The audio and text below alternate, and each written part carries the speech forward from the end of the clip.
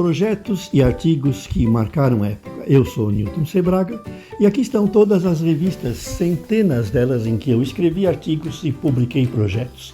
E como vocês podem ver, eu tenho a maioria desses projetos funcionando e montados.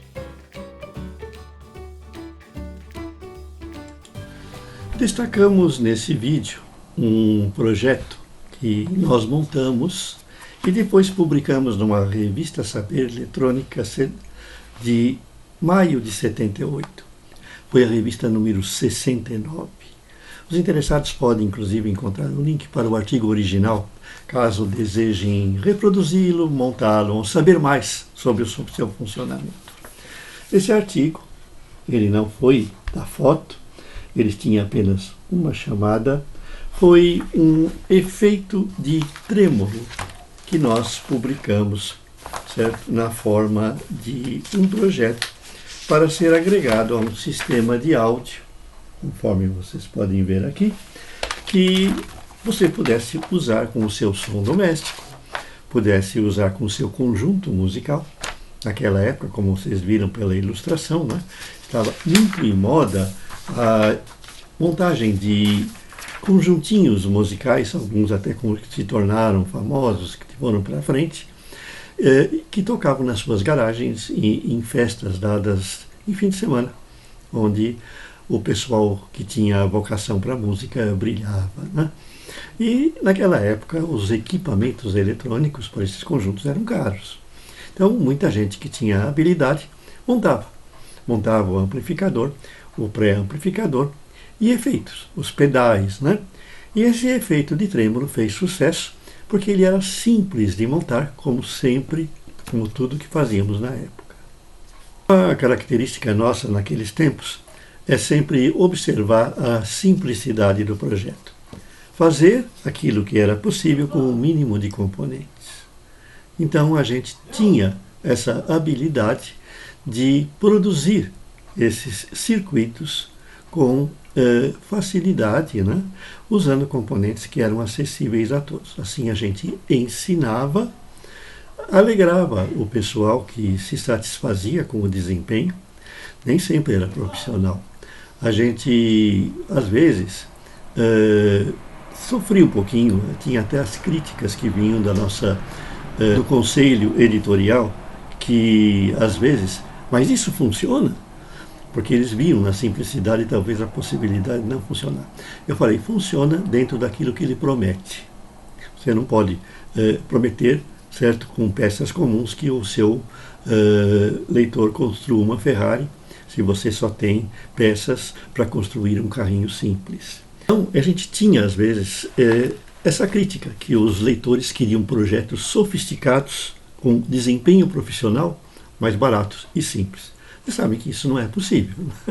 A gente tem que fazer aquilo que a gente pode com aquilo que a gente tem. E eu tinha essa filosofia, que às vezes era um pouco criticada lá pelo conselho editorial e até às vezes por alguns leitores.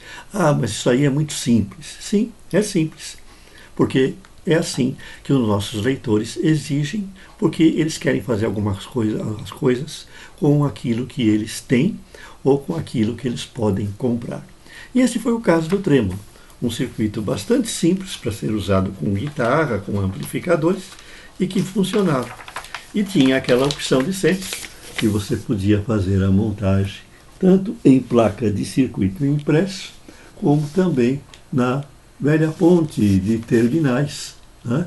Que foi a forma que eu achei naquela época, que pegou. Muita gente montou assim, que dava menos trabalho, era menos barato e atendia aqueles que não tinham o recurso para fazer placa de circuito impresso.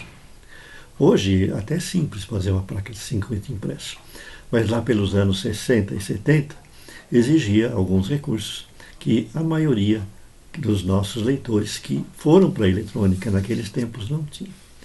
O nosso trêmulo ele era bastante simples em termos conceituais de eletrônica. Ele consistia num oscilador, um oscilador tradicional, um oscilador feito com 2 transistores, que gerava um sinal de baixa frequência que modulava o sinal de áudio que entrava por um jack e saía pelo outro para ser jogado no alto-falante. E os problemas que a gente teve com a montagem, inclusive, a gente deixou bem claro, é ronco. Todo circuito de áudio que trabalha com sinais fracos, ele está sujeito à captação de ruído. Então, nós tivemos assim, as reclamações que vieram, as cartas de consulta, sempre eram relativas ao ronco, né? E um outro problema que também surgia, que muita gente não leva em conta, é que o circuito precisava de um sinal de intensidade mínima para ser excitado. Então, você não vai ligar com um transdutor, por exemplo, que não tenha capacidade de excitar o circuito. Então, muita gente chega, não funciona. Não é que não funciona. A fonte de sinal não é apropriada para o circuito, né?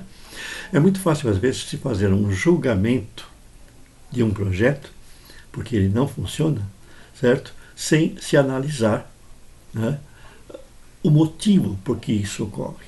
Às vezes não é o projeto, é o tipo de sinal com que ele deve ser excitado. Deve haver algum fator que não foi levado em conta na montagem. Por exemplo, a saída dele não é apropriada para o amplificador que você pretende ligar. É preciso ter uma adaptação e coisas desse tipo. Eletrônica não é simplesmente enfiar as peças, ligar e pronto, funciona. Não. Tem muita coisa intermediária aí que tem que ser levada em conta. Inscrevam-se no nosso canal se você gostou desse vídeo para saber mais dos nossos projetos que marcaram projetos que fizeram sucesso como esse. Voltaremos oportunamente.